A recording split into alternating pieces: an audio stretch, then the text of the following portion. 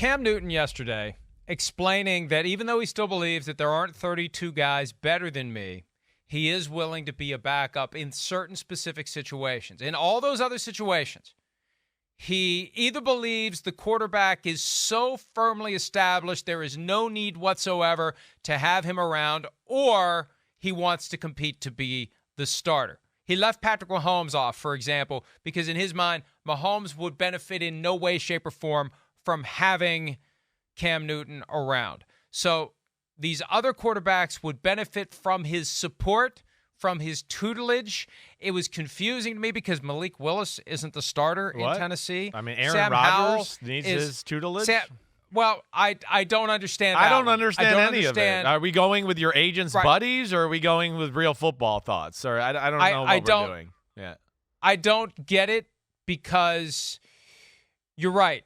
Why would he submit to the depth chart here but not here? Right. And he's starting to at least understand that there's a conflict between there aren't 32 guys better than me and why can't I find a job anywhere? Well, it's because you are going to walk through the door expecting to play. So at least he's got a small universe of teams where he would go in and accept the structure. But how can you expect, if Malik Willis was the starter of the Titans, I don't care what he says. If Cam Newton's on the team, there's a competition between Malik Willis and Cam Newton. Well, though that part just seemed like he was just naming friends that he'd like to hang out with. You know, I don't know what is it, C1N? I'm not sure exactly what that stands for there. But yeah, I mean that's where he lost me a little bit, was the C1N thing, and I didn't really understand some of the logic of some of the other ones there either. You said that right, Sam Howell, Malik Willis, that's both of those guys. You'd go, if Cam's on the roster, the team, people are going to look at that and go, wait, isn't Cam the starter? He's behind that guy? That didn't make a whole lot of sense to me.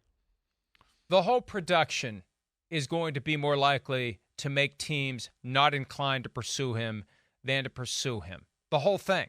He's still behaving as if he is, as he said back in 2011 to Peter King, an entertainer and an icon.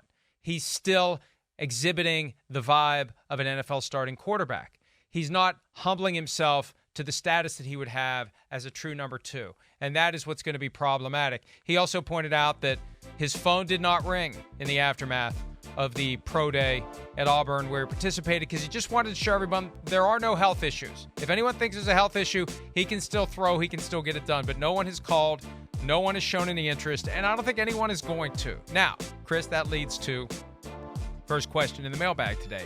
Gideon C. Forrest asks this. If Lamar Jackson doesn't get any offer sheets that he would accept, Baltimore and Lamar Jackson can't come to a deal, and he refuses to play on the franchise tag, does Cam Newton make any sense for the Baltimore Ravens as the starter for 2023? I mean, I don't see as a starter. I don't. He'd have to prove to me. I mean, nobody's going to just hand Cam, the keys to the car and go, here you go. It's fair, one, to question his mobility at this point. He's not a dangerous runner that way anymore, right? And we haven't seen him really execute an offense at a high level in a long time. So I think those are things that are going to, scare a team like where no one's going to bring him in as a starter in any capacity. And I don't mean to say this like in a mean way. Okay. I really don't. It's going to sound weird because like Cam Newton's a legend, but I'm not so sure he can beat out Tyler Huntley. Tyler Huntley's damn good. He's a really good backup quarterback. Like, could look at his go away. He could be, an end of the line starting quarterback type of guy there. So that's where, I don't see starting quarterback. Maybe if they wanted to bring him in to be support, he has the same skill set as the other guys, and now we don't have to change the offense, and we talk about that a whole lot. Sure, I get that. But starter, that's not happening. And Mike, you explained it right. Like, I don't think the Auburn workout was a good look for him, right? It I would think in a lot of people's eyes, look a little selfish. Like, oh, hey, here's all these young kids trying to make their way, and you stole the spotlight. And then, like, to what you just said there, Mike, I mean, what GM's going to look at that and go, well, yeah, I want to make him the backup so he can make YouTube shows every week and talk about our team and other subjects that might bring attention to us that we don't want to deal with. So those are things that are not going to help in the backup world of quarterback play, to your point. He's not the star anymore where he can do some of that stuff. Now, again, if they would have no access to Tyler Huntley and it would be Anthony Brown, that's not going to happen, though. I was going to say this earlier when we talked about Tyler Huntley. He's a restricted free agent, but one of the realities of the NFL, yeah, he's not going anywhere. Right. It's rare for a team to sign a restricted free agent to an offer sheet to the point where there is a belief that there's collusion when it comes to that.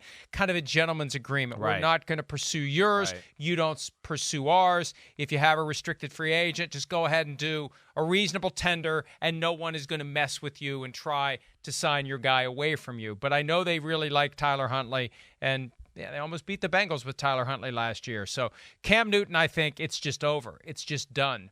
And there's no one to blame. It's just the reality. Superstar that teams can't find a spot for. But as I said when this came up a couple of weeks ago, Buffalo and Kansas City would be the places where I think he could be the most effective backup, because if Josh Allen does get injured, Cam Newton at least can do some of the things Josh Allen does. Yeah. And, hey, get there with Andy Reid behind Patrick Mahomes. Right. And maybe Chad Henne's been the backup. I'd take Cam Newton over Chad Henne as my backup right now.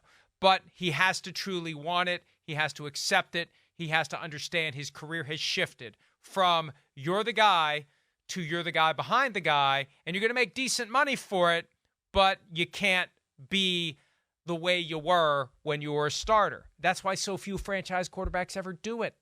They never do it. They rarely do it. Joe Flacco's the only one in recent years who's done it because it's beneath the status that the quarterback has achieved. Hi, it's Mike Florio. Thanks for watching PFT on YouTube. Hit subscribe for the latest news and analysis from Pro Football Talk.